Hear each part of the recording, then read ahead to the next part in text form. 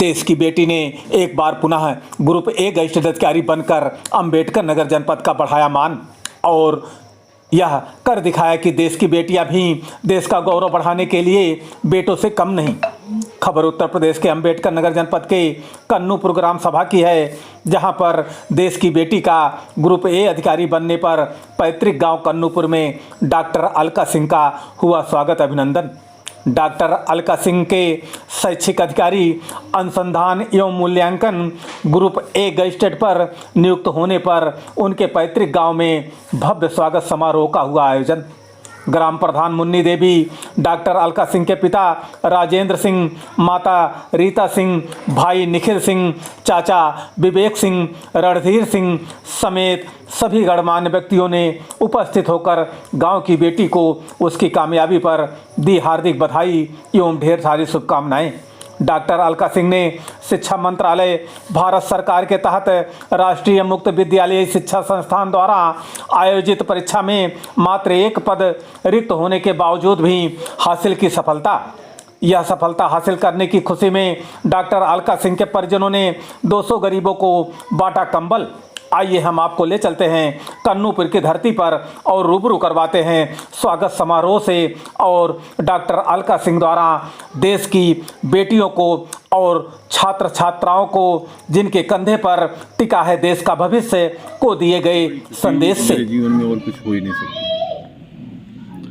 मैंने बहुत हार्ड नौकरी करी है, दिल्ली पुलिस की नौकरी की है और वहाँ बहुत हार्ड था, मुझे टाइम नहीं मिलता था, लेकिन उनकी माताजी ने इनका केयर किया। मैं तो 2-2 दिन तक घर भी नहीं आता था, लेकिन माताजी की वजह से और इसकी मेहनत की वजह से मैं सारे सफलता का श्रेय अलका को देता हूँ कि इसने अपनी मेहनत की है। फॉर्म निकला था राष्ट्रीय मुक्त विद्यालय शिक्षा संस्थान द्वारा, जिसमें एंट्रेंस के साथ साथ इंटरव्यू भी था। 80% एंट्रेंस के मार्क्स थे, 20% इंटरव्यू के मार्क्स थे। तो वो एग्ज़ाम निकला, उसके बाद इंटरव्यू हुआ, तो उसमें मुझे शैक्षिक अधिकारी पद प्राप्त हुआ है, जिसमें रिसर्च ऑफिसर हूँ मैं अभी, रिसर्च सेल की हेड हूँ मैं अभी। तो ये है कि मैं इससे सभी को यही प्रेरणा देना चाहती हूँ कि हार भी मिलेगी आपको इस जर्नी में, पर आपको कभी डाउन नहीं होना है। हमेशा ये सोचना है कि होगा ही। अगर आप कोई चीज़ ठान लेते हैं तो वो होती ही है। तो वो आपको इसलिए मतलब आपको एक तरह से तैयार रहना है, अपने मन को शांत रखना है, काम होके तैयारी करनी है। अगर आपको एग्ज़ाम की तैयारी आप कर रहे हैं, किसी भी एग्ज़ाम की, तो काम रहना है। और मेरे रूटीन में एक स्पेशल चीज़ थी मेडिटेशन। तो मेडिटेशन मैं चाहती हूँ कि सभी लोग करें, उससे मन शांत रहता है और आप बहुत सारी विपरीत परिस्थितियों में भी पॉजिटिव रहते हैं।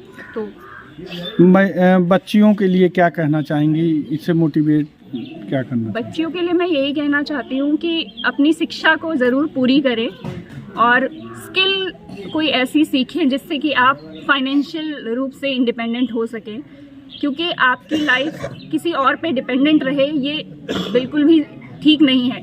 अगर आप खुद डिपेंडेंट हैं, अपने ऊपर है फाइनेंशियली स्पेशली, तो आप अपने डिसीजंस भी खुद ले सकते हैं। तो ये होना चाहिए बच्चियों का कि वो अपनी शिक्षा पूरी करें, कोई स्किल सीखें और फाइनेंशियली स्ट्रांग हो अपनी लाइफ में, ताकि वो अपने परिवार को भी सहयोग दे सकें। Thank you.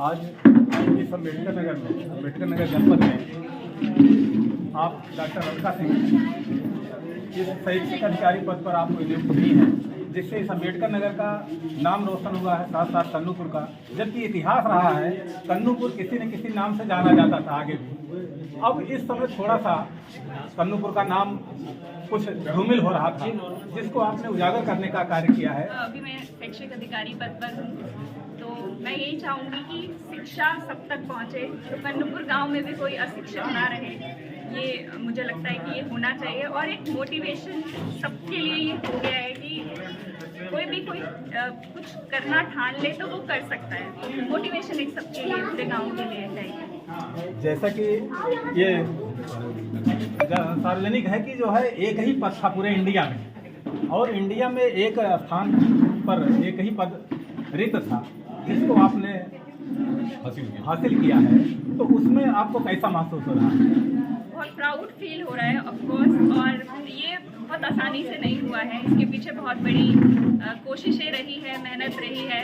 तो एक चीज़ होती है कि जो आसानी से मिल जाए उसकी कीमत भी नहीं होती। जो मुश्किलों से आगे आके और जो मिला है उसके लिए प्राउड फील हो रहेगा। ये जो संघर्ष रहा आपका यहाँ तक पहुँचने के लिए, जो आपने भेजा है, इस संघर्ष में आपको आपके परिवार से कितना सहयोग मिला है? पूरा सहयोग मिला है। मतलब जब भी मुझे पढ़ना होता था रात भर भी, तो कभी ऐसा नहीं हुआ कि नहीं पढ़ना या फिर अभी बस करो इतना ही पढ़ना है। मैंने PhD तक पढ़ाई की है, उसके बाद भी मैंने मास्टर्स, PhD के बाद भी एक और मास्टर्स किया है। तो मुझे लगता है कि कभी भी ऐसा नहीं हुआ कि रोका गया पढ़ाई के लिए। पूरा सहयोग। यहाँ तक पहुँचने के लिए आप किसको श्रेय देना चाहेंगे? मैं अपने मम्मी पापा पूरे परिवार को ही देना चाहूँगी। इनके सहयोग के बिना ये पॉसिबल नहीं होता, क्योंकि एक होता है कि साथ ज़रूरी होता है, बिना साथ के आप आगे नहीं बढ़ सकते। तो एक सपोर्ट हमेशा रहा था, मोटिवेशन हमेशा रहा था। कभी भी कोई हार भी आई तो कभी ये नहीं हुआ कि अब नहीं होगा मत करो अब, पर हमेशा साथ दिया। आप डॉक्टर अलका सिंह की माता जी हैं। मेरा नाम अलका सिंह है, मैं इनकी मम्मी हूँ। आज इतनी आगे आ गई है, मैं अभी तक कोई भी पोस्ट पे नहीं पहुँचा है।